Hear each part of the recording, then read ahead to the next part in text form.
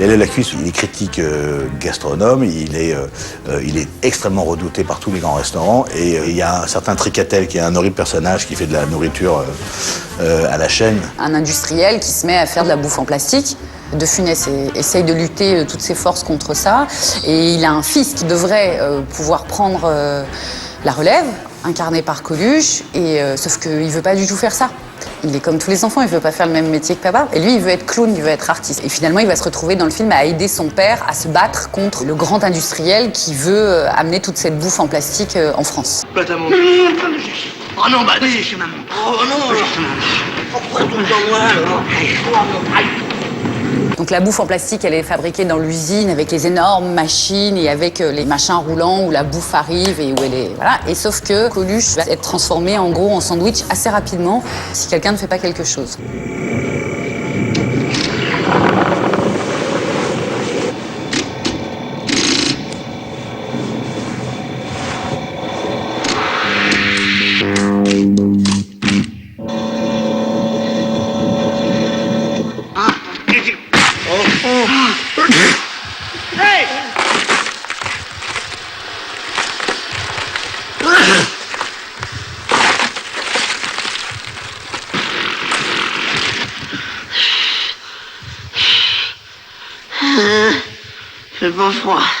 Il fait pas froid. Non? Vous savez, le film a été prévu au début, c'était De Funès et Pierre Richard. Mais Pierre Richard craignait un peu cette rencontre puisqu'il demandait toujours des changements sur le scénario en pensant que son rôle n'est pas assez affiné par rapport à celui de Funès. Tout d'un coup, Zidi, qui est un homme très calme, ça s'énerve. Elle dit « Ah bon, ben, ça suffit comme ça. Appelez-moi Coluche immédiatement au téléphone. » Coluche, qui n'avait jamais tourné, vous voyez, un film, il dit « J'arrive, dans 5 minutes, je suis là. » Il arrive et il dit « Mais écoute, je prends même pas le scénario, c'est pas la peine. Tu me proposes de tourner avec De Funès. » Mais je dis immédiatement « Merci beaucoup » et vous remerciez surtout Pierre Richard. Vous dites un grand merci à Pierre Richard. Et après, il fallait encore convaincre Louis De Funès, qui n'avait plus Pierre Richard, qui avait Coluche, qui connaissait pas très bien. Pour lui, Coluche, c'est le type qu'on voit à la télé, qui est un peu vulgaire, avec la salopette, qui dit des gros mots, qui comprend pas très bien. Et c'est quand son fils arrive, il est en train de déjeuner avec Fechner, il est en train de déjeuner avec Zidi, et Olivier De Funès arrive, et il dit « Ah bon, ce sera Coluche, mais c'est génial !» Et c'est en entendant le cri du cœur de son fils, qui a une vingtaine d'années, que De Funès se dit « Bon, bah, ok, allons-y. » Choisi. Voilà. Eh bien, il a choisi monsieur, voilà. Il y a une scène, très émouvante dans ce film. C'est la scène où il met de la mousse sur la tête de Funès. Allez. Bravo, Jumbo.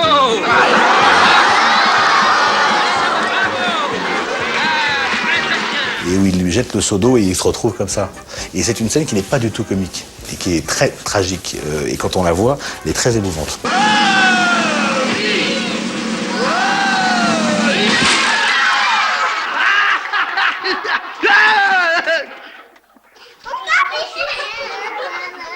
Ça te fait de la peine, papa? T'inquiète surtout pas. Ah bon? Mais j'aurais aimé la prendre autrement. La scène dans le cirque, quand il se reçoit un seau sur la figure, si elle avait été tournée dans les années 60, il aurait démonté le cirque, quoi. Il aurait cassé la figure à l'éléphant, tandis que là, il reste très sobre. Je pense qu'il était un peu obligé aussi, puis c'était aussi une forme, la vieillesse, c'est une forme de sagesse. Les histoires de tarte à la crème, ça les fait rire? Ouais. Oh. Mais alors, moi, par exemple, je prends ce seau et ils vont rire? Peut-être, ouais.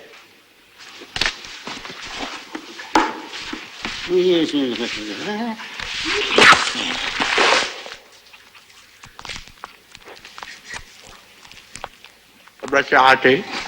Comme toi. Tu es renvoyé. Et le spectacle continue. Lalou la Cuisse sort en 1976 et malgré des critiques plutôt défavorables, le public se déplace en masse pour admirer cette rencontre entre deux générations de comiques.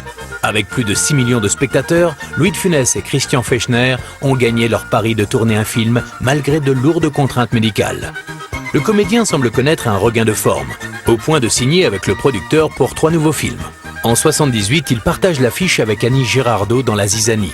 Puis en 79, il attaque le tournage d'un projet qui lui tient à cœur depuis longtemps, l'adaptation cinématographique de l'Avare de Molière. Mon esprit est troublé. J'ignore où je suis, qui je suis, ce que je fais.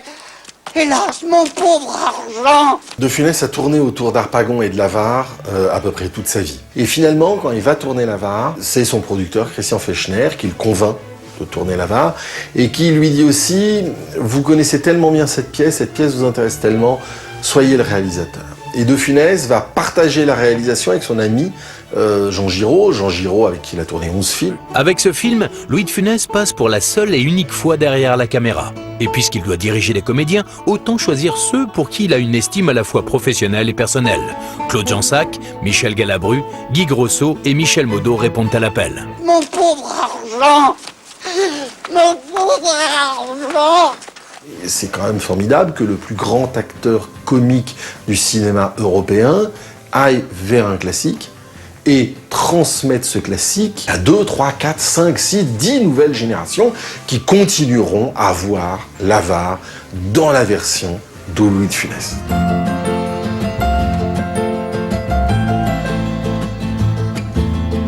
Décidé à tourner jusqu'à ses dernières forces, le comédien continue d'entretenir des projets avec Christian Fechner qui pense à lui pour jouer dans son nouveau film « Papy fait de la résistance ».